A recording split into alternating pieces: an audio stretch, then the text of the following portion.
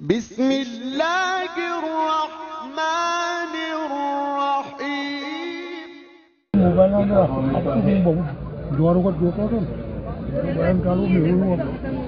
کتابوں میں تو ہے مگر وہ زندگیوں میں آ رہے یہ اصل مقصود ہے، اصل تقاضا ہے کہ ہمارا دین ہماری زندگیوں میں آ جائے، جس طرح دوائیں یہ دوائیں جسم میں آ جائے تو وہ اپنا کام کرے گی اندر جا کر۔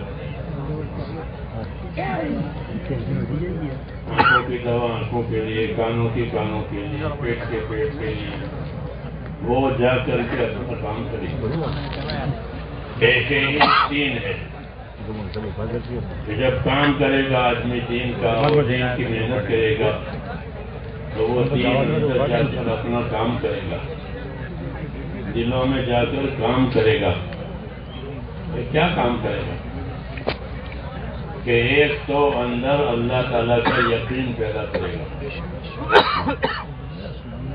دین کی دعوت سے، دین کی محنت سے، دین اعمال سے اندر یقین بنتا ہے دلوں میں، اور یہ تاثیر ہے آدمی کی محنت کی کہ آدمی محنت کرے گا، جس چیز کی بھی محنت کرے گا اس کا یقین دل میں بیٹھے گا، کیونکہ اگر یقین نہ بیٹھتا تو وہ کام ہی نہیں کرتا۔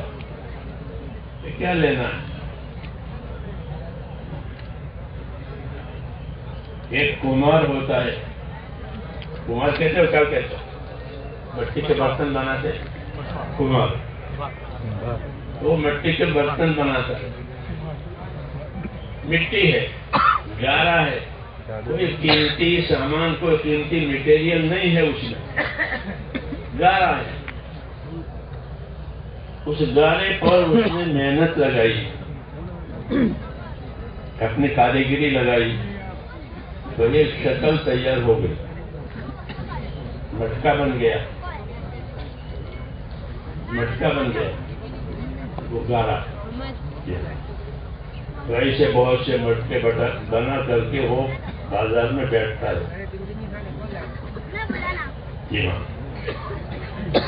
اور اسے بیچتا ہے۔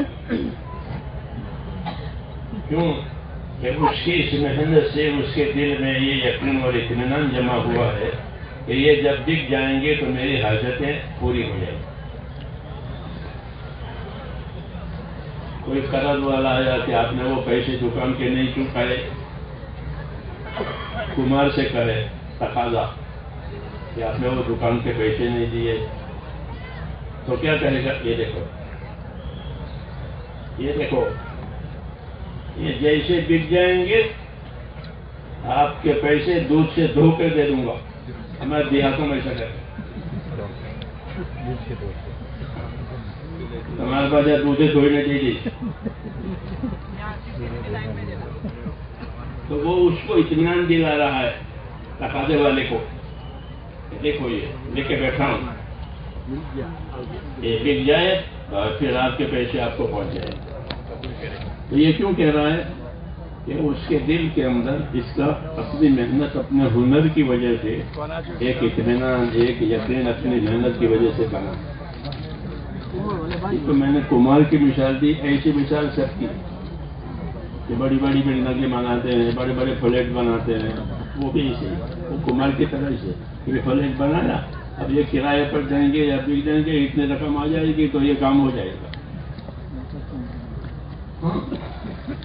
ایسا ہی ہے کہ اپنی محنت کی وجہ سے اندر ایک یقین کی مایا بنتی ہے۔ اگر یہ یقین کی مایا نہ بنے تو کوئی کام ہی نہ کرے،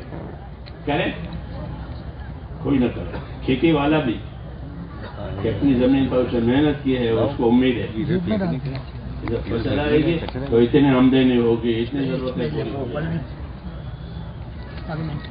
یہ مثال اس لیے دی ہے کہ آدمی کی محنت سے بہت کچھ اللہ بناتے ہیں، اندر یقین بناتے ہیں، باہر شکلیں بناتے ہیں۔ حضرت فرماتے تھے اندر یقین بنتا ہے، باہر شکلیں بنتی ہے۔ باہر عمارت ہو گئی، فلیٹ تیار ہو گئے، اندر یقین ہے کہ یہ بک جائیں گے یا کرائے پر جائیں گے تو پھر بیٹھے بیٹھے کھائیں گے. یہ ہوتا ہے. تو آدمی کی محنت سے اندر یقین بنتا ہے اور باہر شکلیں بنتی ہیں. اسی سے دنیا چل رہی ہے. اگر ایسا نہ ہو تو دنیا چلے نہیں چلے. یہ اللہ نے نظام بنایا ہے کہ کھیتی والے کو کھیتی کی شکل سامنے ہے, دکان والے کو دکان کی شکل سامنے ہے, کمار کو اپنی شکل, ہر ہنر والے کو اپنی محنت سے اپنی شکلوں پر یقین آتا ہے. تو یہ کام چلتا ہے. یہ نظام ہے اللہ تعالیٰ کا. ورنہ آدمی نہیں جانتا کہ کل کیا ہوگا. جی ہاں, لیکن نظام چلا رہا. ایسے ہی میرے دوستو اللہ تعالیٰ نے دوسری لائن, جیسے یہ مادی لائن ہے, چیزوں کی لائن ہے, ایک مادی لائن بھی کے علاوہ ایک عملی لائن بھی اللہ نے چلائی کہ آدمی عمل کرے اور عمل کر کے یہ امید کرے کہ اس سے یہ ہوگا. ایسے دکان کر کے کرے کہ اس سے میری ضرورت پوری ہو جائے گی, میرا مقصد پورا ہو جائے گا. ایسے دوسری لائن اللہ تعالیٰ نے ایمان اور عمل کی دنیا میں قائم کی ہے کہ وہ بھی ایسی ہے جیسے یہ. شرط یہ ہے کہ ان ایمان اور عمل پر کچھ محنت کرنی پڑتی ہے. جب اس میں محنت کرے گا تو اس عمل پر بھی یقین آئے گا کہ میں نے یہ عمل کیا ہے, اللہ اس پر یہ کریں گے. جیسے میں نے دکان کھولی ہے تو اس کا نفع آئے گا. اس لیے انبیاء کرام علیہ الصلوۃ والسلام ایمان اور عمل کی بات لے کر آتے ہیں. آمنوا وعملوا الصالحات, آمنوا وعملوا الصالحات. اکثر قرآن پاک میں ایمان لائے, نیک اعمال کیے, ایمان لائے, نیک اعمال کیے. اچھا, یہ راستہ یقینی ہے, وہ راستہ یقینی نہیں ہے کہ بھئی کھیتی سے پیداوار ہوتی ہے اور بعد مرتبہ نہیں بھی ہوتی, کوئی آفت آ جاتی ہے. جی ہاں, تو وہ سب ختم ہو جاتا ہے. تجارت میں کھوٹ آ جاتی ہے تو کوئی یقینی نہیں ہے. لیکن یہاں جو باتیں ہوئی ایمان اور عمل میں, وہ باتیں یقینی ہیں. اللہ کا وعدہ ہے کہ یہ عمل تم کرو گے تو ہم اس پر یہ کریں گے. اس لیے عمل کی ذمہ داری بندوں پر آئی ہے اور اس کے نتیجے کو اور اس کے پھل کو دینا یہ اللہ نے اپنے ذمہ کیا. یعنی وعدہ کا پورا کرنا اللہ نے اپنے ذمہ کیا. تو تم عمل کرو اور آگے جو وعدہ ہے عمل پر, وہ وعدہ ہم پورا کریں. اس طرح ہمارا اللہ تعالیٰ کے ساتھ ایک معاملہ ہے. جیسے کاروبار میں معاملہ ہوتا ہے کہ آپ مال دیں گے تو مال لیں گے, دکان والے کو پیسے دیں گے تو مال دے گا, نہیں دیں گے تو معاملہ ہے, لین دین ہے. اللہ سے بھی ایسا ہی معاملہ ہے. اور وہ کیا معاملہ ہے کہ اللہ تعالیٰ نے ہمارے اوپر ذمہ داریاں ڈالی ہے اور ذمہ داریوں کے پورا کرنے پر وعدے کیے کہ اگر آپ نے یہ ذمہ داری پوری کر لی تو ہم اس پر یہ کریں گے. جیسے سورہ فاتحہ میں پڑھتے ہیں ایاک نعبد و ایاک نستعین, اے اللہ تیری ہی عبادت کریں گے اور تجھی سے مدد لیں گے. ایاک نعبد و ایاک نستعین, اے اللہ تیری ہی عبادت کریں گے اور تجھی ہی سے مدد لیں گے. تیرے غیر کی عبادت بھی نہیں اور تیرے غیر سے مدد بھی نہیں. تو معاملہ بتایا کہ جو اللہ تعالیٰ سے مدد لینا چاہے وہ اللہ کا بندہ بن کر اللہ کی عبادت کرے تو پھر اس کے لیے مدد کا وعدہ ہے. یہ دین ہوا کہ عمل کے ذریعے سے اللہ سے کامیابی لینا, حکموں کو پورا کر کے اللہ سے اپنی مراد لینا دنیا کی آخرت کی. یہ دین میں ہوتا ہے کہ اللہ کے حکموں کو پورا کیا جائے, اس کو ادا کیا جائے اور اس پر اللہ تعالیٰ کا جو وعدہ ہے اس سے فائدہ اٹھایا جائے. یہ نبیوں کا طریقہ ہوتا ہے کہ نبی دنیا میں آ کر کے اس کی دعوت دیتے ہیں. جس طرح تمہارے دنیاوی معاملات چلتے ہیں یہ بھی ایک معاملہ ہے. وہاں مال ہے, یہاں اعمال ہے. وہاں مال ہے, اسباب ہے اور یہاں اعمال ہے. اسباب پر جس طرح نتائج دیکھتے ہو اپنے عادت و تجربے سے، ایسے ہی یہاں بھی نتائج آئیں گے تمہارے ایمان اور یقین کی وجہ سے. اس لیے وہ پہلے ایمان یقین کی دعوت دیتے ہیں، لا الہ الا اللہ. یہ پہلا. کوئی عبادت کے لائق نہیں ہے سوائے اللہ کے، کوئی مدد کرنے والا نہیں ہے سوائے اللہ کے، کوئی کام بنانے والا نہیں ہے سوائے اللہ کے، کوئی حیات دینے والا نہیں سوائے اللہ کے، کوئی موت دینے والا نہیں ہے. سب سے نفی ایک اللہ سے ہونے سے. یہ پہلا، یہ پہلا اس کو ایمان اور یقین کہتے ہیں. یہ سب سے بڑی بنیاد ہے دنیا اور آخرت کی خیر حاصل کرنے کے لیے. کہ ایمان ہو گیا کہ دنیا آخرت کی خیر حاصل ہو گئی. ایمان کی وجہ سے دنیا کا بقا ہے. ایمان کی وجہ سے اس دنیا کا بقا ہے. کہ وہ کیسے؟ کہ ایمان کی وجہ سے بقا ایسا ہے کہ ایک آدمی بھی روئے زمین پر اللہ اللہ کرنے والا رہے گا تو قیامت نہیں آئے گی. کیوں؟ تو وہ ایک ایمان والا ہے اور وہ اللہ اللہ کر رہا ہے. وہ زیادہ نہیں کرتا، اللہ اللہ کر رہا ہے اپنے ایمان کی وجہ سے. تو اس کے ایمان کی وجہ سے یہ پورا عالم باقی رہے گا. یہ ایمان ہے. ایسے ایمان کی اہمیت ہے کہ ایمان کی وجہ سے عالم کا بقا ہے اور علم کی وجہ سے عالم کی سلامتی ہے. یہ دو چیزیں اللہ تعالیٰ نبیوں کے ذریعے سے دیتے ہیں. ایک ایمان آتا ہے، ایک علم آتا ہے. ایمان اللہ کا تعلق، اللہ کا یقین، اللہ کا خوف، اللہ سے امید کہ کسی سے کچھ نہیں ہے، سب کچھ اللہ سے. یہ پھر اس ایمان میں ترقی ہوتی ہے اور وہ ایمان عقیدے میں ہوتا ہے پہلے اور پھر وہ عقیدہ یقین پر جاتا ہے. اندر یقین بنتا ہے. جیسے میں نے کہا کہ مٹکے بنائے تو یقین بنائے، ایسے ہی جب اس ایمان میں آدمی ترقی کرتا ہے اور ایمان کے تقاضے پورے کرتا ہے، ایمان کے اعمال پورے کرتا ہے اللہ کے حکم کے مطابق اور نبی صلی اللہ علیہ وسلم کے طریقے کے مطابق، تو اندر ان اعمال کی وجہ سے ایک یقین بنتا ہے. کیوں کہ اللہ تعالیٰ نے ان اعمال کے نتیجے کی ہم کو خبر دی ہے کہ یہ عمل کرو گے تو یہ ہوگا، یہ عمل کرو گے تو یہ ہوگا.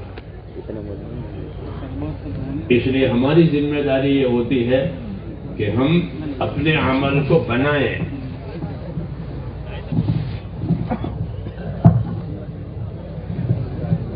عمل بنانے کی ذمہ داری ہماری ہے، عمل کرنے کی بھی ذمہ داری ہماری ہے.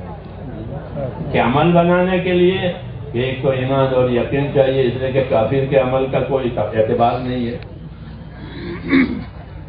ایمان شرط ہے، اللہ پر ایمان شرط ہے عمل کے صحیح ہونے کے لیے، عمل کے قبول ہونے کے لیے. پھر اس عمل کے لیے علم شرط ہے کہ اس عمل کا جو صحیح طریقہ ہے اس کا علم ہمارے پاس ہو. پھر ہماری نیت صحیح ہو. جب یہ چیزیں ہو جائے گی تو وہ عمل صحیح ہوگا. پھر اس عمل کی جو مقدار اللہ چاہتے ہیں وہ مقدار پوری ہو جائے گی تو اللہ کا وعدہ پورا ہوگا. یہ ترتیب ہے. یہ نہیں کہ ایک دن کام کیا اور انتظار کرے مدد کا، کیسا نہیں. کوئی بھی چیز ایسی نہیں ہے کہ آج ہی شادی کی اور آج ہی بیٹا ہو گیا، ایسا ہوتا ہے. اور آج ہی بویائی کی اور آج ہی کٹائی بھی ہو گئی، ایسا نہیں ہوتا. کل شیء عنده بمقدار. کہ ہر چیز اللہ کے ہاں ایک مقدار کے ساتھ ہے کہ جب اتنا ہو جائے گا تب ہم کریں گے. اس لیے نبی آ کر کے یہ عمل کا راستہ کھولتے ہیں. دنیا والوں کے پاس اپنے راستے ہوتے ہیں. مثلا تاجروں کے پاس تجارت کا راستہ ہوتا ہے، حاکموں کے پاس حکومت کا راستہ ہوتا ہے، زمینداروں کے پاس زمینداری کا راستہ ہوتا ہے، مزدوروں کے پاس مزدوری کا راستہ ہوتا ہے. یہ چار شعبے ہیں. یہ چار شعبے ہیں. یہ شعبے معیشت کے کہلاتے ہیں. معیشت کے شعبے. معیشت کے معنی زندگی گزارنے کے لیے. حکومت زندگی گزارنے کے لیے، کھیتی زندگی گزارنے کے لیے، تجارت کس کے لیے؟ زندگی گزارنے کے لیے، اور مزدوری کس کے لیے؟ وہ بھی نہیں. یہ معیشت کے شعبے کہلاتے ہیں کہ اس کے ذریعے سے تمہارا گزارا ہوگا. یہ گزارے کے شعبے ہیں. موت تک اس کا تعلق ہے. موت پر یہ سب ختم. حاکم کی حکومت، تاجر کی تجارت، مزدور کی مزدوری، ذمہ دار کی ذمہ داری ختم. جو چیز آنکھوں سے نظر آتی ہے، آنکھیں بند ہونے پر اس کا سلسلہ ختم ہو جاتا ہے. جو چیز، اس کو مشاہدہ کہتے ہیں کہ جو چیز تمہاری آنکھوں سے نظر آئے گی، جب موت پر انسان کی آنکھیں بند ہو جائے گی تو اس کا سلسلہ بھی ختم ہو جائے گا. اب دوسری دنیا شروع ہوگی. اس دنیا میں کیا چلیں گے؟ اس کا تو سلسلہ ختم ہوا. ملکیت بھی ختم ہو گئی. مالک تھے بڑی بڑی جائیدادوں کے، اور موت پر ملکیت ختم ہو جاتی. اب دوسرے لوگ مالک بنیں گے تو ملکیت بھی ختم، اس کا نفع بھی ختم. اب دوسرا سلسلہ ہے. اس لیے نبیوں نے آ کر کے یہ دوسرے سلسلے کو سمجھایا. موت سے پہلے کی یہ باتیں تو ہر ایک اپنا کر لیتا ہے، لیکن دوسرا سلسلہ ہے وہ اللہ سے تعلق کا، ایمان کا، عمل کا. وہ لائن اللہ کے نبی کھولتے ہیں، اس کو عبادت کی لائن کہتے ہیں. کہ اللہ نے انسانوں کو، جناتوں کو عبادت کے لیے پیدا کیا. یہ بتایا کہ میں نے جناتوں کو، انسانوں کو صرف میری عبادت کے لیے پیدا کیا ہے. فما خلقت الجن والانس الا لیعبدون. کہ میں نے ان کو صرف اسی وجہ سے پیدا کیا ہے کہ وہ میری عبادت کریں. میں ان سے یہ نہیں چاہتا کہ وہ مجھے روزی دیں یا وہ دوسروں کو روزی دیں. یہ تقاضا میرا نہیں ہے. ما اريد منهم من رزق وما اريد ان يطعمون. نہ مجھے روزی کی ضرورت ہے، نہ یہ چاہتا ہوں کہ دوسروں کو روزی دو، بلکہ روزی دینے کے لیے میں ہوں. جو پیدا کرے گا وہ پالے گا. فائدہ ہے کہ جو پیدا کرے گا وہ پالے گا. جو کھیتی بوئے گا وہ اپنی کھیتی کو پانی دے گا. یسقی کا منظرات، یسقی کا منظرات، کہ تجھے پانی وہ دے گا جس نے تجھے بویا ہے. تو آدمی جو بوتا ہے وہ پانی بھی دیتا ہے. ایسا نہیں کہ بونے کے بعد چھوڑ دو. ایسے ہی اللہ تعالیٰ کہ جو پیدا کرے گا وہ پالے گا. یہ کہا، اس نے کہا تمہاری روزی ہمارے ذمہ ہے. ایک دوسرے کے ذمہ نہیں ڈالی، تمہاری روزی ہماری ذمہ ہے، لیکن ہم نے تم کو عبادت کے لیے پیدا کیا. یہ ہوا مقصد زندگی. یہ کیا ہوا؟ ایک ہوتی ہے ضرورت زندگی، ایک ہوتی ہے مقصد زندگی. ضرورت زندگی بھی وہ سب جو میں نے کہ حکومت ہے، تجارت ہے، ایک ضرورت زندگی ہے. اور مقصد زندگی کیا ہے؟ کہ مقصد زندگی یہ ہے کہ اللہ کی عبادت کے لیے ہم کو زندگی دی ہے. یہ اس کو مقصد کہتے ہیں. اس لیے مقصد فوت نہیں ہونا چاہیے. ضرورتیں آگے پیچھے ہو سکتی ہیں، لیکن مقصد فوت نہ ہو. مقصد فوت ہو گیا تو وہ ہلاک ہو گیا. ایک آدمی حج کو جاوے اور راستے میں اتنا لیٹ ہو گیا کہ حج فوت ہو گیا. کیا فوت ہو گیا؟ حج کا وقت نکل گیا. تو کیا ہوا کہ نامراد ہوا. اب اس کا جانا آنا مکے مدینے کیونکہ مقصد پر نہیں رہا. تو مقصد جس کا مقصد فوت ہو جاوے اس کو نامراد کہتے ہیں کہ اس کا تو مقصد ہی فوت ہو گیا، یہ نامراد ہو گیا. اس لیے یہ سمجھنے کی بات ہے کہ نامرادی کس میں ہے؟ کہ دنیا کی ضرورتوں کے آگے پیچھے ہونے میں نامرادی نہیں ہے، وہ تو ہوتی ہے. ہاں، جس مقصد کے لیے اللہ تعالیٰ نے ہم کو پیدا کیا ہے وہ مقصد ہاتھ سے نکل جاوے تو وہ سب سے بڑی نامرادی. اس سے زیادہ نامرادی اور محرومی ہے ہی نہیں. سب سے بڑی نامرادی یہ ہے کہ زندگی کا مقصد ہی فوت ہوئی. اس لیے اللہ تعالیٰ نے ہم کو یہ بات سمجھائی ہے کہ بھئی نامراد کون ہے اور کامیاب کون ہے. وَمَنْ زُحْزِحَ عَنِ النَّارِ وَأُدْخِلَ الْجَنَّةَ فَقَدْ فَازَ. کہ فَمَنْ زُحْزِحَ عَنِ النَّارِ وَأُدْخِلَ الْجَنَّةَ فَقَدْ فَازَ. کہ جو جہنم سے بچایا گیا اور جنت میں داخل کیا گیا وہ کامیاب ہوگا. اور جنت میں جانا اور جہنم سے بچنا وہ اللہ کی عبادت اور اللہ کے دین پر موقوف ہے. کہ دین ہوا تو جہنم سے بچنا ہو جائے گا، جنت میں جانا ہو جائے گا. کیونکہ دو ہی جگہ ہے، یا جنت ہے یا جہنم ہے، تیسری جگہ نہیں ہے. مرنے کے بعد تیسری جگہ نہیں ہے. رسول اللہ صلی اللہ علیہ وسلم نے قسم کھا کر کے یہ بات بتائی ہے. کیا بات بتائی ہے؟ یہ بات بتائی ہے کہ والذی نفس محمد بیدہ ما بعد الموت دار الا الجنۃ او النار. کہ میں اس پروردگار کی قسم کھا کر کے یہ بات کہتا ہوں کہ مرنے کے بعد آدمی کا ٹھکانہ یا جنت بنے گی یا دوزخ بنے گی. تیسری جگہ نہیں ہے، تیسری جگہ نہیں ہے. اس لیے آدمی سوچے کہ میں نے اپنے لیے کیا کیا ہے. ہاں، کہ میں نے اپنے لیے کون سا ٹھکانہ تجویز کیا ہے.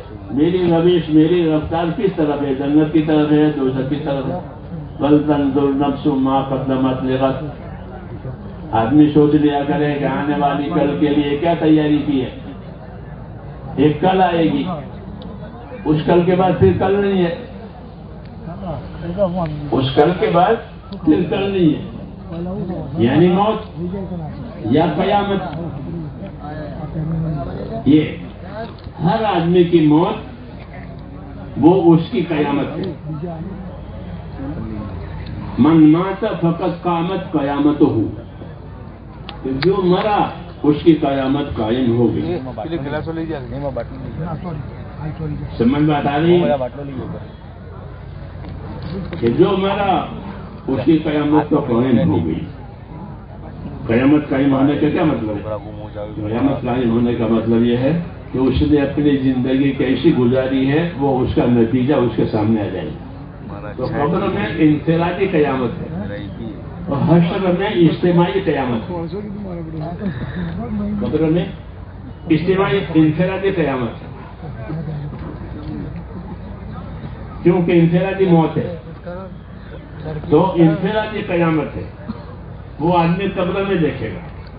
ایک طرف نماز ہوگی، ایک طرف زکوٰۃ ہوگی، ایک طرف کلمہ ہوگا، ایک طرف دوسرے اعمال ہوں گے. اگر عمل لے کر گیا ہے تو یہ نقشہ ہے قبر کا.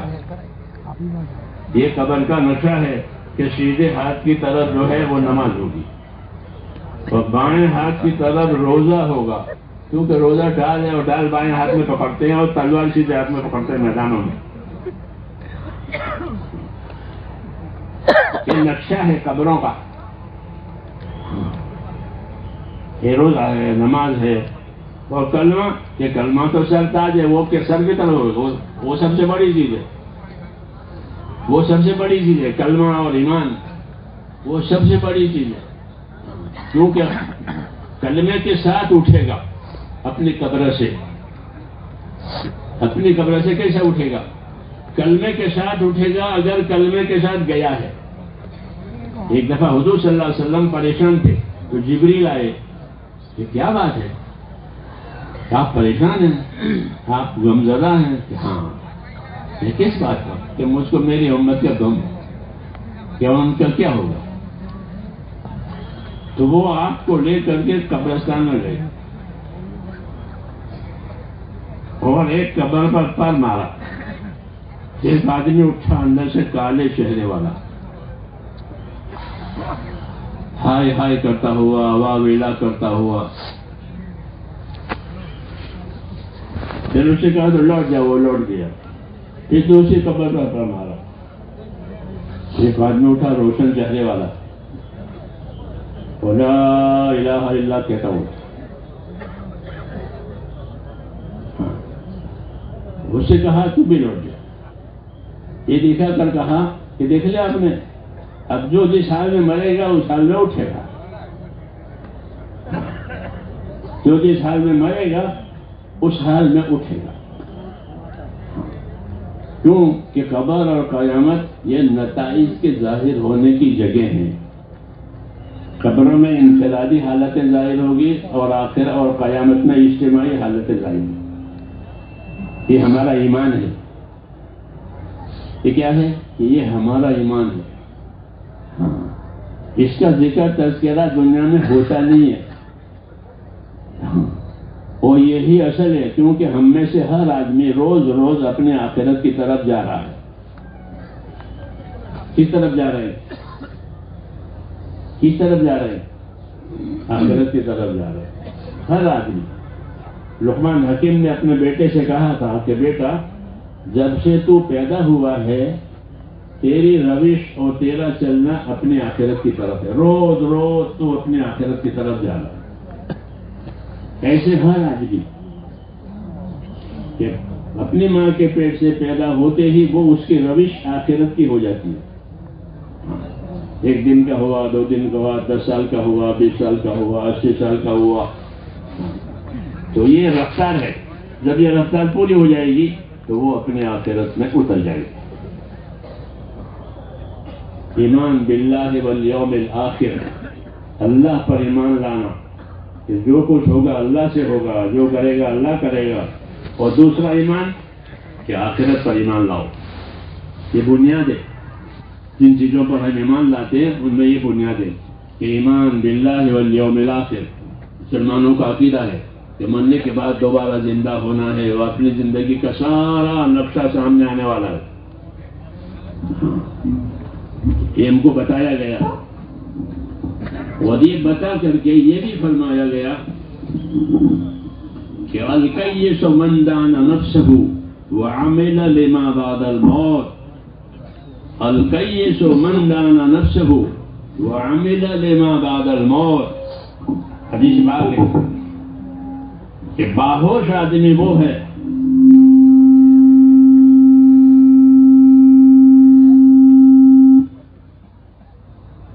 آواز نہیں جا رہی.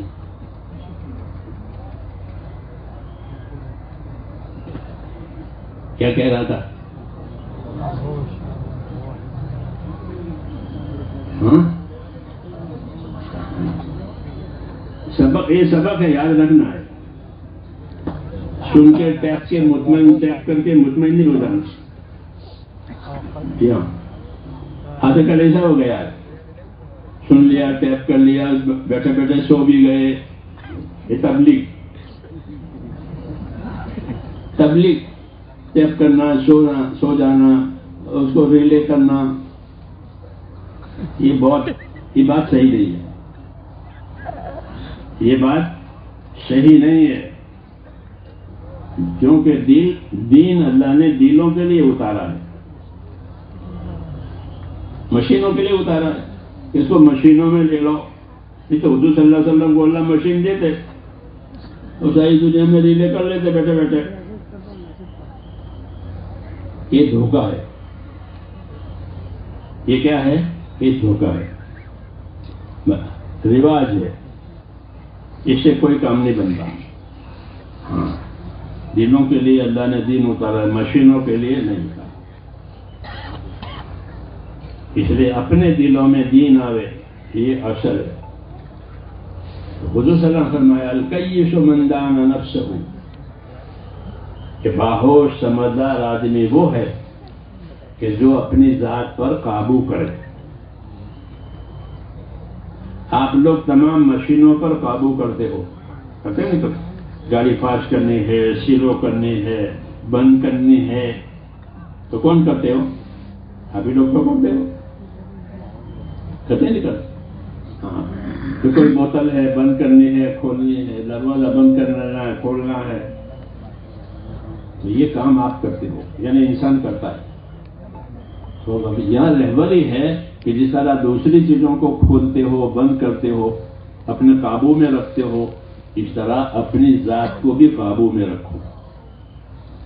یہ کام کہ الکیس من دان نفسہ وعمل لما بعد الموت، کہ باہوش آدمی وہ ہے جو اپنی ذات پر قابو کرے، جیسے باقی چیزوں پر قابو کرتے ہیں، اپنی ذات پر قابو کرے۔ کہ اپنی ذات پر قابو کرنے کے کیا مطلب ہے؟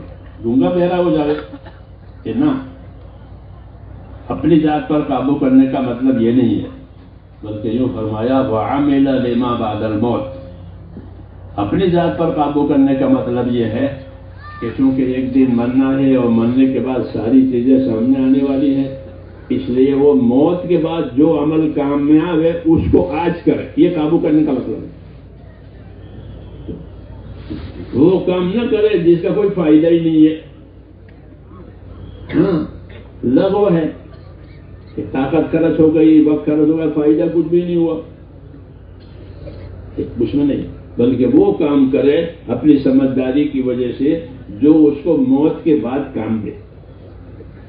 یہ سمجھایا ہے کہ الکیس من دان نفسہ، الکیس من دان نفسہ وعمل لما بعد الموت، کہ باہوش آدمی وہ ہے جو اپنی ذات پر قابو کرے، یعنی اپنے آپ کو اللہ کی ناراضگی سے بچا لے۔ یہ قابو کرنے کا مطلب ہے کہ اپنے آپ کو اللہ کی ناراضگی سے بچا لے۔ اللہ تعالیٰ نے ہمارے لیے یہ باتیں کھول دی ہے کہ کن باتوں سے اللہ راضی ہے، کن باتوں سے ناراض ہے، یہ کھول دی ہے نبیوں کے ذریعے سے۔ پھر نبیوں کے بعد اہل علم کے ذریعے سے، کہ نبیوں کے پاس سے جو علم آیا وہ اہل علم نے لیا، اور اہل علم نے پھر اس کو دنیا میں پھیلایا، اس کو شائع کیا، اس کو سمجھایا، تو بات آ گئی ہے۔ اس لیے کہا کہ سمجھدار آدمی وہ ہے جو اپنی ذات پر قابو کرے، یعنی موت کے بعد کام آنے والا عمل آج کرے۔ یہ تبلیغ ہے۔ یہ تبلیغ کیا ہے؟ کہ جو تجھے موت کے بعد کام دے وہ آج کر۔ یہ نہیں کہ بعد میں کریں گے پھر کریں گے، کہ نہ، آج کر۔ کیونکہ شیطان کا ایک ہیلا یہ بھی ہوتا ہے کہ وہ کسی کام کے لیے بندہ تیار ہوتا ہے تو اس کو سمجھاتا ہے کہ ابھی کیا ضروری ہے، بعد میں کرنا، ابھی کیا نکلنا ضروری ہے، رمضان کے بعد جائیں گے، عید کے بعد جائیں گے، حج کے بعد جائیں گے۔ یہ سمجھداری کی بات نہیں ہے، یہ شیطان کا ایک حربہ اور دھوکہ ہے کہ وہ بندے کو ٹالنا سکھاتا ہے کہ ابھی نہیں بعد میں۔ اس کو تشویق کہتے ہیں عربی میں، تشویق، سوف یعنی بعد میں، بعد میں۔ تو یہ منع ہے، یہ منع ہے۔ تو پھر کیا حکم ہے کہ جو کام موت کے بعد، جو عمل موت کے بعد کام آنے والا ہے اس پر سبقت کرو۔ ہاں سبقت کرو، جلدی کرو، آگے بڑھو، یہ کہا ہے۔ یہ نہیں بعد میں کریں گے، کہ بعد میں نہیں، سابقو، جلدی آگے بڑھو، سارعو، جلدی کرو، یہ حکم ہے۔ موت کے بعد جو عمل کام آنے والے ہیں ان کے لیے یہ حکم ہے کہ دوسرے وقت پر ٹالنا کہ نہیں۔ اگر دوسرے وقت پر ٹالا تو وہ ٹل گیا، وہ ٹل گیا۔ اب آئندہ موقع آئے گا کہ نہیں آئے گا کچھ نہیں کہہ سکتے۔ بعض مرتبہ زندگی نہیں ہوتی، کیا موقع آئے گا؟ زندگی ختم ہو گئی، یا زندگی ختم ہو گئی لیکن کچھ ایسے حالات آئے کہ موقع ہی ہاتھ میں نہیں آیا اور محروم ہو گئے۔ اس لیے حکم ہے کہ موت کے بعد جو عمل کام آنے والا ہے کہ اس کے لیے ٹالنے کی بات نہ کرو، اس کو تشویق کہتے ہیں کہ آج نہیں کل، آج نہیں کرنا، تو جلدی کرو۔ تو اس لیے کہا الکیس من دان نفسہ وعمل لما بعد الموت، باہوش آدمی وہ ہے جو اپنی ذات پر قابو کرے، اپنے آپ کو ناراضگی، خدا کی ناراضگی سے بچائے، اور موت کے بعد کام دینے والا عمل آج کرے۔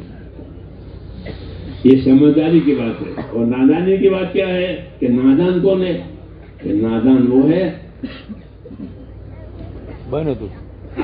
کہ اپنے نفس کو سمجھاوے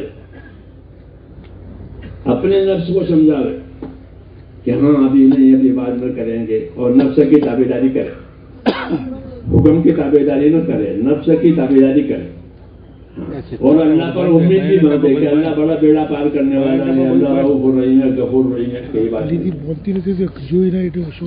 صلی اللہ علیہ وسلم نے فرمایا کہ جو چیز تیرے نفع کی سامنے آئے تو اس میں حرص کر. اللہ بتائیں گے نفع کی چیز، رسول بتائیں گے نفع کی چیز، کامیابی کی چیز.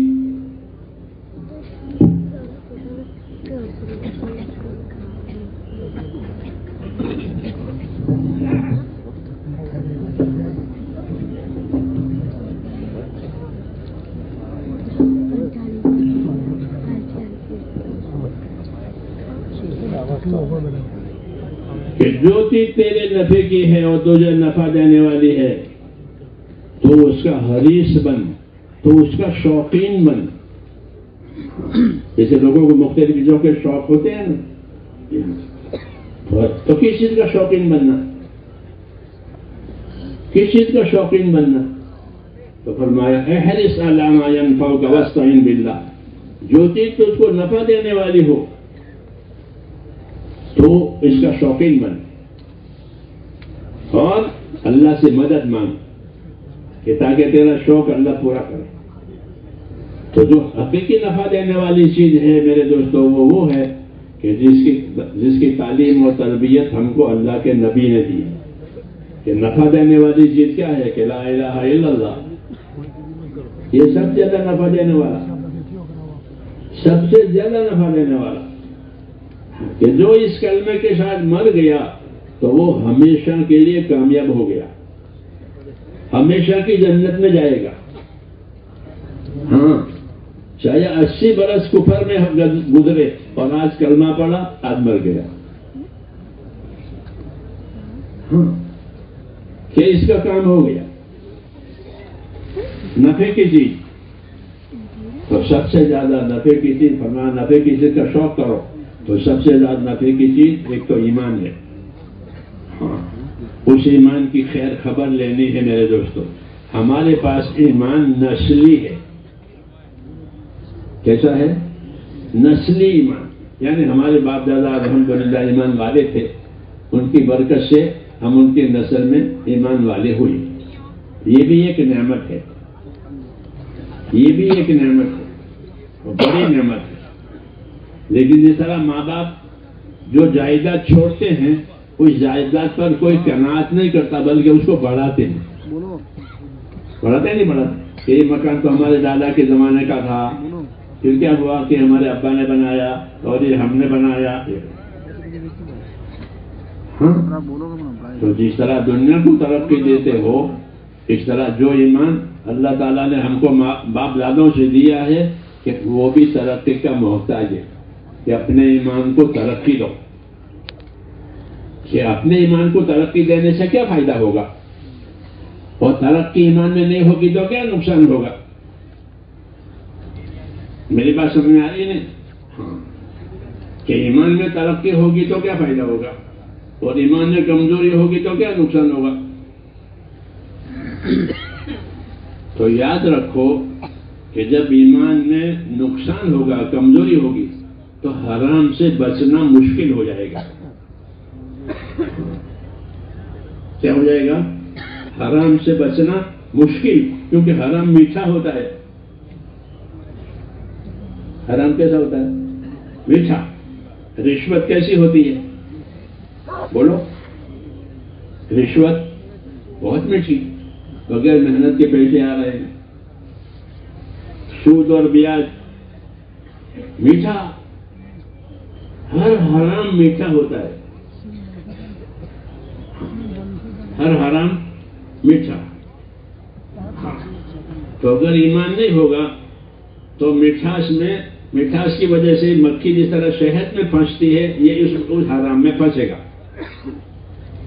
مکھی آتی ہے نا، شہد پر بیٹھتی ہے، پھر اسے اٹھا نہیں جاتا، اس کی ٹانگیں گڑ جاتی ہے اندر، پھر نکل نہیں پاتی وہ شہد میں سے. ایسے ہوگا. کہ ایمان کی کمزوری کی وجہ سے حرام میں سے نکلنا مشکل ہوگا. یہ سمجھنے کی بات ہے کہ بھائی ہم حرام سے کیسے بچیں. حرام تو میٹھا بھی ہے اور بہت ہے، حلال کڑوا بھی ہے اور تھوڑا بھی ہے. حلال سخت ہے اور تھوڑا بھی ہے، اور حرام کہ بہت اور میٹھا. تو اب کیسے بچے گا؟ کہ وہ بچے گا ایمان کی طاقت سے. اس لیے ایمان میں طاقت پیدا کرنی ہے. یہ تو حرام ہے، اور حرام میں پڑھ کر کوئی کامیاب نہیں ہوا. حرام میں پڑھنا گویا کسی حکومت کی سرحد توڑنا. ہر حکومت کی سرحدیں ہوتی ہیں. بارڈر میں کوئی داخل ہو گیا بڑا گناہ. ہاں، بغیر پاس کے بغیر اس کے بعد کوئی داخل ہو جاوے تو بڑا گناہ کہ بارڈر میں آ گیا. پچھلے چند سالوں پہلے 2 یمنی آئے تھے بنگلہ دیش میں جماعت میں. چلو وہ سیدھے سادے، تو کسی نے کہا یار شہد اچھا ملتا ہے تو شہد کی تلاش میں چلے، تو ہندوستان کے بارڈر میں داخل ہو گیا. انہوں نے پکڑ لیا بارڈر کے افسروں نے کہ وہ پردیسی تھے، اس لیے اور بھی مسئلہ مشکل ہو گیا کہ بارڈر میں داخل ہو گئے تو پاسپورٹ بھی نہیں ہے. پاسپورٹ امانتوں میں رکھ دیتے ہیں ہمارے ساتھی جو مہمان پاسپورٹ والے ہوتے ہیں، ان کے پاسپورٹ وغیرہ امانت میں رکھتے ہیں تاکہ وقت پر ان کو دے نہیں. کچھ چوری ہو گئی کیا ہو گئی، تو پاسپورٹ بھی نہیں تھا اور بارڈر میں داخل ہو گئے. کتنے سالوں تک ان کا مقدمہ چلا. کیوں؟ کہ حد میں داخل ہو گیا، حد توڑ دی. تو ایسے ہی میرے دوستو، جو چیز حرام ہے وہ اللہ کی سرحد ہے، اس کے پاس کوئی نہ جاوے. حرام اللہ کی حد ہے، وہاں کوئی نہ جاوے. یہ حکم ہے. تلک حدود اللہ فلا تقربوها. یہ اللہ کی سرحدیں ہیں، ان کے پاس مت جانا. تو حرام سے بچنا، حرام سے بچنا، اس کی طاقت ایمان سے ہوتی ہے. اگر ایمان میں طاقت نہیں ہے تو حرام میٹھا بھی ہے اور بہت ہی بھی ہے، تو حرام میں پھنس جائے گا. اور حرام میں پھنسنا ایسا جیسا سرحد میں داخل ہو رہا ہے. اس لیے ایمان میں طاقت پیدا کرنی پڑتی ہے تاکہ اللہ کے حرام سے بچے. دوسرا، ایمان میں طاقت پیدا کرنی پڑتی ہے تاکہ اللہ کے فرائض ادا ہو جائیں. اللہ نے 2 چیزیں کی ہیں. ایک فرائض ہے، نماز، روزہ، زکوٰۃ، حلال کمائی وغیرہ، یہ فرائض ہے، یہ فرض ہے. یہ فرض ادا ہونے چاہیے. اس کے مقابل کی چیزیں حرام ہیں، تو حرام سے بچنا چاہیے. ان چیزوں کو ادا کرنا چاہیے، ان سے بچنا چاہیے. تو بچنے کی طاقت بھی چاہیے اور فرائض کو ادا کرنے کی طاقت بھی چاہیے. اور آدمی کمزور ہے، اس کا نفس ہے وہ برائیوں کی طرف لے جاتا ہے. ان النفس لامارۃ بالسوء. نفس کہاں لے جائے گا؟ کہ برائیوں کی طرف لے جائے گا. اس لیے اس کو اپنے اندر ایمانی قوت پیدا کرنی پڑتی ہے کہ اپنے دل میں اللہ کا اتنا ڈر پیدا کرے کہ جو اس کو حرام سے بچائے. اتنا ڈر پیدا کرے کہ فرائض فوت نہ ہو. نماز کے وقت میں نماز پڑھے، زکوٰۃ واجب ہے تو پائی کی زکوٰۃ دے، روزہ آیا ہے تو روزے ادا کرے، حج آیا ہے تو حج ادا کرے، حلال کھاوے، حرام سے بچے. یہ سب فرائض ہے. ان فرائض کو ادا کرنے کے لیے ایمانی طاقت چاہیے. سمجھ میں آئی نا بات؟ اللہ نے ایمان دیا ہے کہ فرائض ادا کرنے سے یہ ہوگا، اور فرائض چھوڑ کر حرام میں پڑنے سے یہ ہوگا.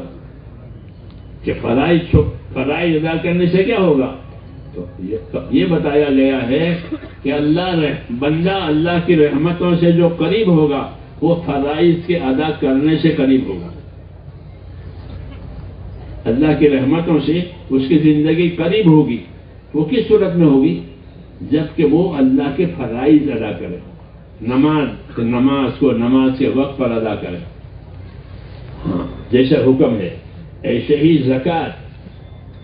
زکوٰۃ یہ غریب کا حق نہیں ہے، یہ تو اللہ کا حق ہے. غریب کا کیا ہے کہ بیچارے کا؟ بلکہ مال میں جو زکوٰۃ واجب ہوئی ہے وہ اللہ کا حق ہے. اللہ کہے گا کہ میرے لیے اتنا نکالو، پھر میں جہاں کہوں وہاں دے دو. سمجھ میں آئی نا بات؟ ہاں، تو زکوٰۃ جو ہے وہ اللہ کا حق ہے. جیسے نماز اللہ کا حق ہے، غیر خدا کے لیے نماز نہیں پڑھی جاتی ہے کسی غیر کے لیے، کیونکہ عبادت ہے. نماز وہ اللہ ہی کے لیے پڑھی جائے گی. اس لیے زکوٰۃ وہ بھی اللہ ہی کے لیے ادا کی جائے گی، وہ بھی اللہ کا حق ہے. ہاں، یہ اللہ نے کہا ہے کہ جب تم اپنے مال کی زکوٰۃ نکالو تو اتنے آدمیوں کو، تو 8 قسم کے لوگ قرآن شریف میں ذکر کیے ہیں زکوٰۃ لینے والے. کیا لینے والے؟ زکوٰۃ کون لے گا تمہاری، اور تم زکوٰۃ کس کو دو گے؟ تو 8 قسم کے لوگ قرآن شریف میں بتائے ہیں، ان کو دینا، ان کو دینا، ان کو دینا، ان کو دینا. تو فرائض کی بات میں کر رہا ہوں کہ فرائض کے ادا کیے بغیر کوئی خدا سے قریب نہیں ہوگا.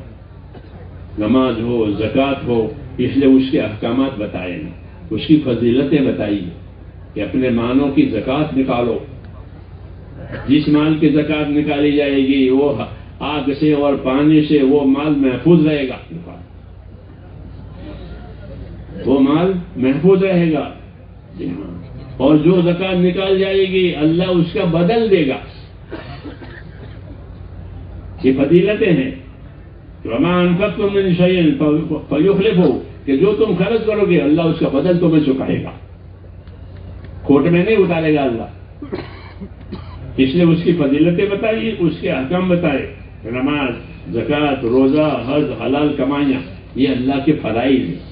ایمان کی طاقت اس لیے پیدا کرنی ہے کہ یہ فرائض ادا ہو جائیں.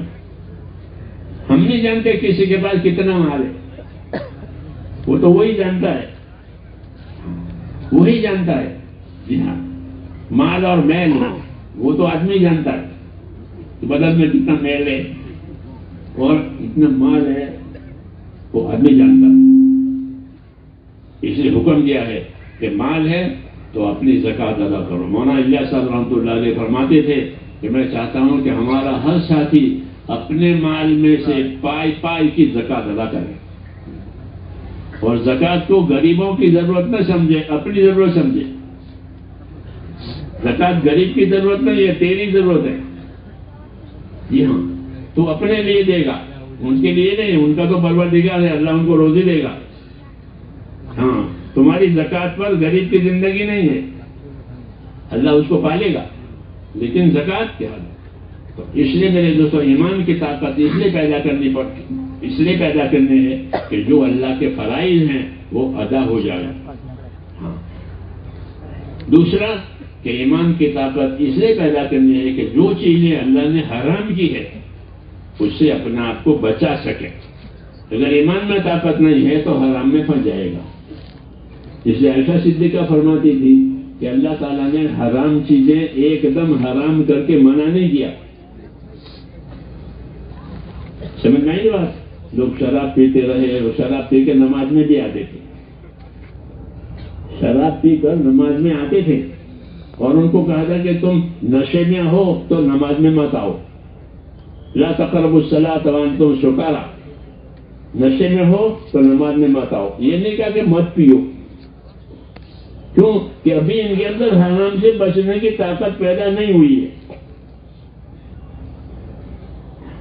ایسے ہمارا حال ہے کہ حرام سے بچنے کی ہمارے اندر طاقت نہیں ہے، فرائض کو صحیح ادا کرنے کی طاقت نہیں ہے. بہت کم مسلمان ہوں گے کہ جو نماز اپنی زکوٰۃ صحیح دیتے ہوں گے پائی کی. اس طرح نمازیں بھی کہ نمازیں صحیح پڑھنے والے بہت تھوڑے.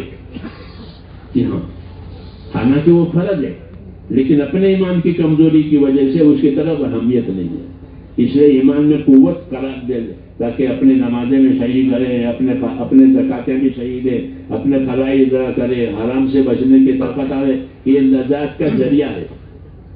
اس لیے یہ محنت دی گئی ہے، دین بھی دیا ہے اور دین کی محنت دی گئی ہے کہ جب دین کی محنت ہوگی تو حرام سے بچنے کی طاقت آئے گی. ہمارا ایک ساتھی تھا ادھر سہارنپور کی طرف کا، اس کا سودی کاروبار تھا،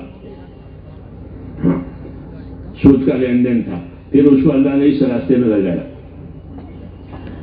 تو جب آدمی اس راستے میں چلتا ہے، محنت میں چلتا ہے، تو اس راستے کی ایک تاثیر ہے کہ اس کے دل میں کوئی احساس اور شعور اللہ پیدا کرتے ہیں. خاص کر کوئی آدمی کسی گناہ میں ہوتا ہے اور اس راستے میں چلتا ہے تو چونکہ یہ راستہ نورانی راستہ ہے، وہ اندر نور بنتا ہے، اس لیے دل میں نور پیدا ہوتا ہے. تو پھر دل میں وہ گناہ جس میں وہ پھنسا ہوا ہے وہ کھٹکتا ہے اندر کہ میں تو یہ گناہ کرتا ہوں اور یہاں یہ کام ہے، یہ اندر کھٹک پیدا ہوتی ہے. گناہ کی علامت ہے یہ. گناہ کی کیا نشانی ہے؟ کہ گناہ کی نشانی یہ ہے کہ تیرے دل میں کھٹک پیدا کرے، تیرے دل میں چبھے. جس طرح پھانس چبھتی ہے اس طرح دل میں گناہ چبھتے ہیں. پھر آدمی بے چین ہو جاتا ہے کہ میں یہ گناہ، میرا یہ گناہ ہے، میرا یہ گناہ ہے، میرا یہ گناہ ہے. جب ایمان بنتا ہے تو گناہ چبھتے ہیں، اور ایمان نہیں بنتا، غفلت ہوتی ہے تو دل سن ہو جاتا ہے. جیسے بدن کا کوئی حصہ سن ہو یا پین مارو تو کچھ نہیں، کیونکہ وہ سن ہو گیا ہے. لیکن جب ایمان کی محنت کرے گا تو پھر دل کے اندر ایک چیز پیدا ہوگی، اس سے گناہ کھٹکے گا. تو وہ بے چین ہوگا، میں کیا کروں، میں کیا کروں. پھر وہ توبہ کر لیتا ہے، اور اس گناہ میں سے نکل جاتا ہے. یہ کہا والذین جاہدوا فینا لنہدینہم سبلنا، کہ جو ہمارے راستے کی محنتیں کریں گے ہم ان کو اپنے راستوں کی ہدایت دیں گے. سبل سے مراد جنت کے اعمال ہیں کہ جو ہمارے راستے کی محنت کرے گا ہم ان کو اعمال جنت کی طرف رہبری کریں گے. اس کام کی فضیلت ہے کہ والذین جاہدوا فینا لنہدینہم سبلنا، کہ جو ہم اس راستے کی محنت کرے گا تو ہم ان کو سبل یعنی اعمال جنت کی طرف رہبری کریں گے. اس لیے وہ حرام سے نکلے گا، حرام چھوڑے گا. تو وہ سہارنپور کی طرف کا شادی تھا، اس کا سودی کاروبار. پھر اس کا وقت لگا تو اس نے وہ سودی کاروبار چھوڑ دیا. کچھ پریشانی تو آئی، چھوڑنا ہے، لیکن اللہ تعالیٰ نے مدد فرمائی. تو مجھے کہنا کہ اب میرا کاروبار حلال ہے اور وہ چل پڑا ہے. تو اللہ تعالیٰ نکال دیتے ہیں حرام میں سے، کیونکہ حرام پر جمنا صحیح نہیں ہے، بچنا ضروری ہے. اس کے لیے ایمانی طاقت. تو جب اس راستے میں پھریں گے تو وہ ایمانی طاقت پیدا ہوگی جو حرام میں سے نکالے. دوسرا کہ وہ طاقت پیدا ہوگی جو فرائض ادا کرائے. ایک ساتھی تھا ادھر ساؤتھ انڈیا کا، اس نے 18 برس کی زکات دی 4 مہینے گزارنے کے بعد. 4 مہینے لگائے، پھر گھر جا کر 18 سال کی زکات دی. کیوں کہ میں 18 سال سے مالدار ہوں. بلڈر تھا، بلڈر تو بہت کماتے ہیں، کہ میں 18 سال سے مالدار ہوں لیکن میں نے زکات دی نہیں. بعد اللہ کے راستے میں گئے اور پھر فضائل اعمال، فضائل صدقات اور یہ چیزیں سامنے آئی. تو اب پانی پڑا، پانی پڑتا ہے تو چیزیں اگتی ہے. جی ہاں، تو دل پر پانی پڑا تو اب وہ اندر احساس پیدا ہوا کہ میں مالدار ہوں اور میں نے زکات نہیں دی ہے. تو اب زکات دینے کی طاقت آ گئی. نہ 1 سال کی بھی زکات نہیں دی، اب 18 سال کی زکات دے رہا ہے. ہاں 1 سال کی دیتا تو 18 سال کا تھوڑا باقی رہتا. لیکن اب ایمان میں اتنی طاقت پیدا ہو گئی کہ 18 سال کی زکات دی. ہمارے علاقے میں ایک آدمی تھا، اس نے 20 برس کی نمازیں قضا پڑھی. اس کو تو میں پہچانتا ہوں، اس کو میں نہیں پہچانتا. اس کو تو میں پہچانتا ہوں جس نے 20 برس کی نمازیں قضا پڑھی ہے. کہ نماز نہیں پڑھی 20 سال تک. ہاں تبلیغ میں تو لگے لیکن پہلی نمازیں بہت لوگوں میں باقی ہے. تبلیغ میں لگنے سے پہلے کی نمازیں بہت لوگوں پر باقی ہے. صاحب ترتیب تو بہت کم ہے. جانتے ہو صاحب ترتیب کس کو کہتے ہیں؟ صاحب ترتیب اس کو کہتے ہیں کہ بالغ ہونے کے بعد کوئی نماز میرے اوپر باقی نہیں ہے. اس کو صاحب ترتیب کہتے ہیں. ہاں جماعتوں میں ہیں ایسے لوگ جو صاحب ترتیب ہے کہ بالغ ہونے کے بعد سے لے کر کے تو ہمارے اوپر کوئی نماز باقی نہیں، جو باقی تھے وہ پڑھ لی. تو ایمان میں طاقت آنے کی وجہ سے ایک تو حرام سے بچنے کی طاقت پیدا ہوتی ہے، یہ فرائض کی ادا کرنے کی طاقت پیدا ہوتی ہے. اس لیے میں نے کہا کہ اس نے 18 سال کی زکات دی، اس نے 20 برس کی نماز قضا پڑھی. اخلاق ٹھیک ہو جاتے ہیں ایمان کی وجہ سے کہ دوسروں کا حق میرے اوپر نہیں. میرا ایک ساتھی تھا اسکول کا، بہت آزاد، ہاں زندگی اچھی نہیں تھی. ہم لوگ پھرتے تھے تشکیل میں، تو ایک مرتبہ اور چائے پی رہا تھا ہوٹل میں، تو اس کے بعد بیٹھ کر کے بات کی. وہ تو ہمارا ادب کرتا تھا، تو بہت آزاد تھا. اس کے ماں باپ بھی اس سے پریشان تھے. ہم نے کہا کہ بمبئی میں اجتماع ہے اور تھوڑا سا وقت لگاؤ، شجلا لگاؤ. تو کچھ 20 دن لگاؤں گا شجلا دی. ہم نے اس کے 20 دن مان لیے. وہ بمبئی چلا گیا اور 20 دن لگائے. 20 دن لگا کر آیا تو بدل گیا. فلاں نے رشتے دار کو بلاؤ، گھر آ کر ہوگا، تھوڑا سا بیمار ہو گیا، بیماری میں گیا، فلاں کو بلاؤ. تو گھر والے پریشان ہوئے کہ ان کو کیا ضرورت ہے بلانے کی، کہ میں ان کے پاس معافی مانگوں گا، میں نے ان کو ستایا ہے، میں نے ان کے ساتھ زیادتی کی ہے. تو جن جن لوگوں کے ساتھ زیادتی کی تھی وہ چپ رہی ہے، چھپ رہی ہے اندر. تو اب بے چین ہے کہ ان کو بلاؤ تاکہ میں معافی مانگوں کہ اللہ کے واسطے مجھے معاف کر دو. یہ تو تبلیغ کا یہ اثر ہے دعوت کا کہ آدمی کا رجوع اللہ کی طرف ہو جاتا ہے. پھر اللہ اس کو گناہوں میں سے نکالتے ہیں. دوسروں کا حق ہوتا ہے تو معافی کی توفیق دیتے ہیں.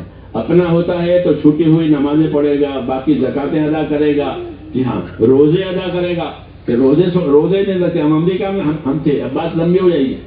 امریکہ میں ہماری جماعت 30 سال کی، تو یونیورسٹی میں 70,000 عرب نوجوان پڑھتے تھے. 70,000. تو ان میں کام ہوا، ان میں بات چیت ہوئی، وہ مائل ہوئے. پھر جب ہم سال پورا کر کے ہندوستان میں واپس آئے تو وہ بھی آئے جماعت میں وقت لگانے کے لیے. انہوں نے یہاں پھر وقت لگایا. گرمی کا زمانہ تھا جب وہ آئے تو، اور رمضان گرمی میں تھا.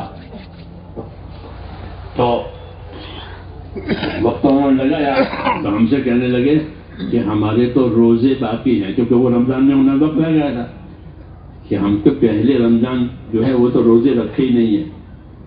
یونیورسٹیوں میں پڑھ رہے تھے تو کہاں کے روزے، تو ہم تو روزے رکھنا چاہتے ہیں اب جماعتوں میں، تو اس لیے ہم روزے رکھیں گے. رمضان تو ختم ہو گیا. اب ان کو اپنے روزوں کی فکر ہو گئی. ہاں پہلے فکر نہیں ہوئی اس لیے اس کو ضائع کیا رمضان کو. اب فکر ہو گئی. یہ لَنَهْدِيَنَّهُمْ سُبُلَنَا جو اللہ نے کہا نا کہ ہم ان کو اپنے اعمال کی طرف رہبری کریں گے، جنت کے اعمالوں کی طرف. یہ تو کہ ہم تو روزے کی قضا رکھنا چاہتے ہیں. اب وہ وقت بھی لگا رہے ہیں. اور مئی جون کا مہینہ تھا اس سال. ہم نے ان کو مشورہ دیا کہ روزے کی قضا تو ضروری ہے، وہ تو کرنی پڑے گی. جی ہاں لیکن ابھی موقع نہیں ہے کیونکہ زمان میں چلے ہمارا ملک گرم ہے، اس لیے جب واپس جاؤ تب اپنے روزے کی قضا کرنا. یہ مثال ہے میرے دوستوں کہ جب ایک کام ہوتا ہے اور دلوں پر پانی پڑتا ہے تو فرائض کی فکر پیدا ہو جاتی ہے، حرام سے بچنے کی فکر پیدا ہو جاتی ہے. ہاں خالی نکلنا مقصود نہیں ہے، ہاں بلکہ جب نکلے گا وہ صحیح نکلے گا. تو جس طرح دواؤں میں تاثیر ہوتی ہے اس طرح اس عمل میں تاثیر ہے. دوا میں تاثیر ہوتی ہے، آنکھ کی دوا آنکھ کو ٹھیک کرتی ہے، کان کی دوا کان کو ٹھیک کرتی ہے، یہ زندگی کو ٹھیک کرنے کی دوا ہے. یہ عمل کہ زندگی کو ٹھیک کرے گا. والذین جاہدوا فینا لنہدینہم سبلنا، کہ یہ عمل زندگی کو ٹھیک کرے گا، کھانے آنکھ کان کو نہیں. یعنی ایمان میں یقین آئے گا، ایمان میں خدا کا خوف آئے گا، اور اعمال کا شوق پیدا ہوگا، حرام سے بچنے کی طاقت پیدا ہوگی، دوسروں کے حقوق کی فکر پیدا ہوگی. کسی کا حق دبایا ہے تو وہ چبھے گا اس کو کہ فلانے کا میں نے دبایا ہے. ہاں، جب پانی پڑے گا تو اندر چبھتا ہے گناہ، تو کہ میں نے فلانے کا حق دبایا ہے، تو وہ اس کا حق بھی دے دے گا، اس میں طاقت آ جاتی ہے. اس لیے میرے دوستوں اپنے ایمانوں میں طاقت پیدا کرنے کی ضرورت ہے. بے شک ہم ایمان والے ہیں، اس میں کوئی شک نہیں ہے، اللہ کی توفیق ہے، لیکن اس پر قناعت نہیں کرنی ہے کہ ہم تو ہیں ہی. ایسے جماعت والے بھی یہ سمجھے کہ ہم تو ہیں تبلیغ میں، کہ یہ بھی غلط ہے. کہ تبلیغ میں ہے، لیکن تبلیغ سے کیا تقاضا ہے اور تبلیغ سے کیا چاہا جاتا ہے؟ خالی خروج چاہا جاتا ہے کہ بھائی نکل گئے. کہ نکلنا کافی نہیں. مولانا امام حسن صاحب فرماتے تھے کہ نکلنا یہ تو 1 نمبر ہوا، باقی 5 کہاں گئے؟ ہاں، کہ باقی 5 کہاں گئے؟ 6 نمبر نکلنا، باقی 5 کا کیا ہوا؟ وہ تبلیغ تو 6 نمبروں کا نام ہے. ایمان میں یقین آوے، عبادت کا شوق پیدا ہو جاوے. کیا پیدا ہو جاوے؟ ابھی عبادتوں کا شوق نہیں پیدا ہوا ہے ہمارے اندر. تبلیغ میں ہے، عبادت کا شوق نہیں ہے، عبادت بوجھ ہے. ہاں، اس لیے تنہائیاں فضولیات میں جاتی ہے. تنہائیاں اجتماع میں تو کر لی اجتماعی بچے، لیکن تنہائیاں فضولیات میں ہے. یہ علامت ہے کہ عبادت کا شوق پیدا نہیں ہوا. صحابہ میں جس طرح اور چیزیں پیدا ہوئی تھی، عبادت کا شوق پیدا ہو گیا تھا. ہاں، عبادت کا شوق، آخرت کا خوف، یہ 2 چیزیں لازم ہے کہ تبلیغ کی وجہ سے اور دعوت کی محنت کی وجہ سے امت میں یہ 2 چیزیں آنی چاہیے. اپنے آخرت کا خوف کہ میرے آخرت میں کیا ہوگا. مولانا یوسف صاحب فرماتے تھے کہ ہر صحابی دنیا سے روتا ہوا گیا. یہ کہتے ہیں کہ ہر صحابی دنیا سے کیسے گیا؟ کیوں؟ گناہ کیے تھے. گناہ کیے تھے نہ، گناہ نہیں، آخرت کا خوف ہے. پتہ نہیں آخرت میں کیا ہوگا. آدمی سمجھے کچھ اور نکلے کچھ. وَبَدَا لَهُم مِّنَ اللَّهِ مَا لَمْ يَكُونُوا يَحْتَسِبُونَ، کہ ان کے لیے وہ باتیں ظاہر ہوئی، وہ مجھے جو ان کا خیال بھی نہیں تھا. اس لیے ایک بزرگ فرماتے تھے کہ میں تو اس آیت سے ڈرتا ہوں. وَبَدَا لَهُم مِّنَ اللَّهِ مَا لَمْ يَكُونُوا يَحْتَسِبُونَ، کہ ان کے لیے وہ بات ظاہر ہوئی جو گمان میں نہیں تھا. سمجھتے تھے کہ ہم تو اچھے ہیں، اور وہاں جا کے کوئی دوسرا نکلا آخرت میں، پھر کوئی علاج بھی نہیں ہے.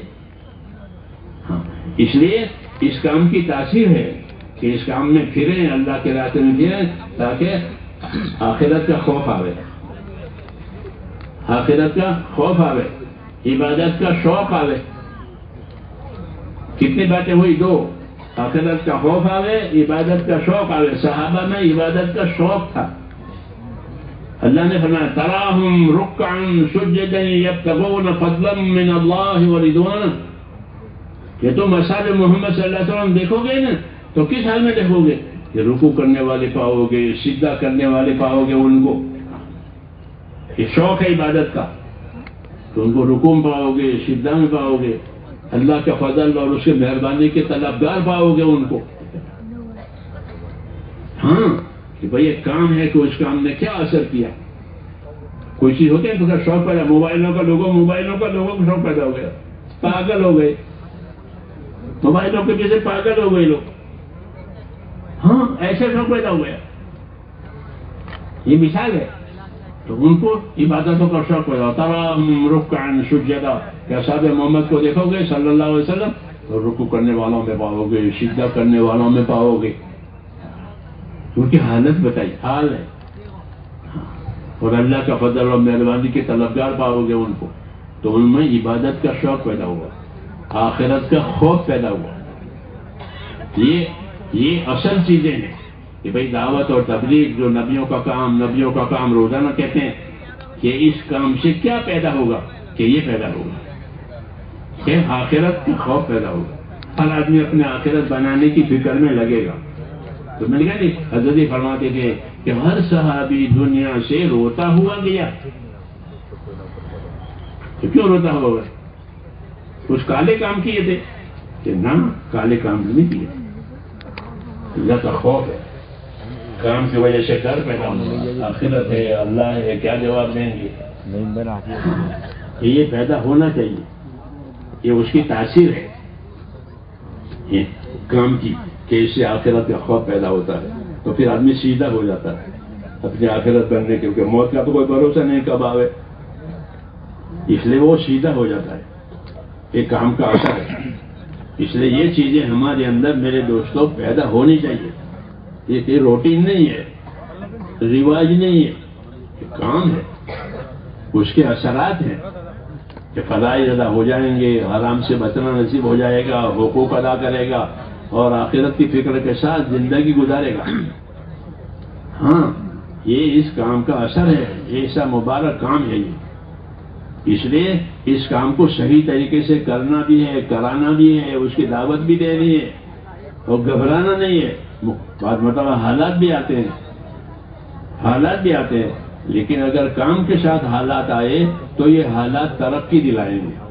جیسے صحابہ پر حالت نہیں آئی، تنگی آئی، تکلیفیں آئی، لوگوں نے ایگزامیں دی تو ان کی ترقی ہو گئی، ان کے درجے ہو گئے، بلال کا درجہ ہو گیا، بلال کو لوگ مارتے تھے، بلال کو لوگ مارتے تھے، ہاں گھسیٹتے تھے، اور سنتے پڑھتے ہیں، پھر کیا ہو گیا، یہ ان کی ترقی ہو گئی، جب حضور صلی اللہ علیہ وسلم کے خاص آدمی ہے، ہاں خاص آدمی ہے حضور صلی اللہ علیہ وسلم کے، حضور صلی اللہ علیہ وسلم فرمایا بلال کیا عمل کرتے ہو، میں نے خواب میں دیکھا ہے کہ تم میرے آگے آگے جنت کی طرف جا رہے ہو۔ یہ ایسے عمل کرتے تھے کہ اللہ کے نبی کو ان کی کرامتیں دکھائی جاتی تھی،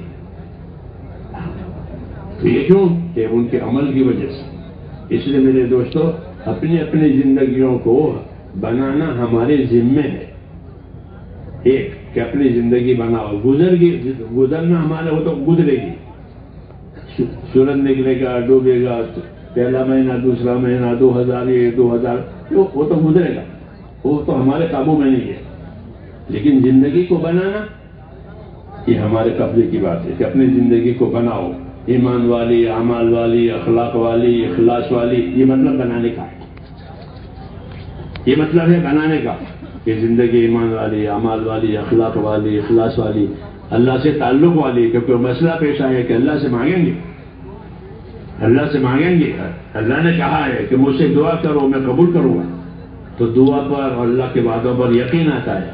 کوئی مسئلہ آیا کہ اللہ سے مانگیں گے، 10 دفعہ مانگیں گے، ایک دفعہ نہیں 10 دفعہ مانگیں گے، اللہ نے وعدہ کیا ہے، تو اس طریقے سے ایمان میں ترقی ہوتی ہے تو دلوں میں اطمینان آتا ہے، جی ہاں یہ کام کا فائدہ ہے۔ دوسرا کہ جب عمومی حالت ہماری سدھر جاتی ہے تو ہمارے عمومی حالات بھی اچھے ہو جاتے ہیں، عمومی حالتیں ہماری اچھی ہو گئی تو ہمارے عمومی حالات بھی اچھے ہو جائیں گے۔ اللہ نے حالات کے بننے کا تعلق بھی دین سے رکھا ہے کہ مسلمانوں میں عام دینداری آ گئی تو ان کی عام حالت ٹھیک ہو جائے گی، ہاں، اور اگر یہ بات نہیں ہے کہ عام کہ دین کے اعتبار سے کمی کوتاہی ہے تو پھر عمومی حالات بھی بگڑتے ہیں، جی ہاں، اس لیے حالات کے بگڑنے کا تعلق بھی دین سے ہے کہ ہماری اجتماعیت اللہ کے دین کے لیے، نصرت کے لیے، اور ہماری انفرادیت استقامت کے لیے۔ انفرادی زندگی میں ہر آدمی استقامت کے ساتھ رہے، پابند رہے، فرائض کا، حرام سے بچنے کا، حقوق ادا کرنے کا اپنے آپ کو پابند کرے، انفرادی زندگی، اور اجتماعی زندگی میں اپنے آپ کو دین کی مدد کے لیے جان مال سے تیار رہے۔ یہ ہمارا کام ہے کہ اجتماعی زندگی میں اپنی جان مال کے ساتھ نصرت کریں گے اپنی طاقت کے مطابق، اور انفرادی زندگی میں پابند رہیں گے، تو اس سے انفرادیت بھی صحیح ہوگی اور اجتماعیت بھی صحیح ہوگی۔ یہ کام کا مقصد ہے کہ ہماری اجتماعیت بھی صحیح ہو جائے، ہماری انفرادیت بھی صحیح ہو جائے۔ ہاں، جب یہ بات صحیح ہوگی تو اللہ تعالیٰ دنیا میں برکتیں دے گا۔ کیا دے گا؟ برکتیں دے گا، جیسا ثواب دے گا، ایسا برکتیں دے گا. وَلَوْ أَنَّ أَهْلَ الْقُرَىٰ آمَنُوا وَاتَّقَوْا لَفَتَحْنَا عَلَيْهِمْ بَرَكَاتٍ مِّنَ السَّمَاءِ وَالْأَرْضِ. یہ شہروں میں رہنے والے، دیہاتوں میں رہنے والے لوگ اپنی زندگی ایمان اور تقوی والی بنائیں گے تو ہم ان کو آسمان سے بھی برکت دیں گے اور زمین سے بھی برکت دیں گے. برکت دیں گے پھر بدلہ بھی دیں گے. مسلمان کو برکت بھی ملتی ہے، بدلہ بھی ملتا ہے. نماز کی برکت بھی ہے، نماز کا بدلہ بھی ہے. زکوٰۃ کی برکت بھی ہے، زکوٰۃ کا بدلہ بھی ہے. برکت دے کر حالات آسان کر دیں گے. جب برکت ہوتی ہے تو حالات آسان ہو جاتے ہیں. ہاں، اور جب برکت چھین لی جاتی ہے تو الجھن کھڑی ہو جاتی ہے. جب ناراض ہوتے ہیں تو برکت نہیں دیتے، پھر الجھنیں زندگیوں میں رہتی ہے.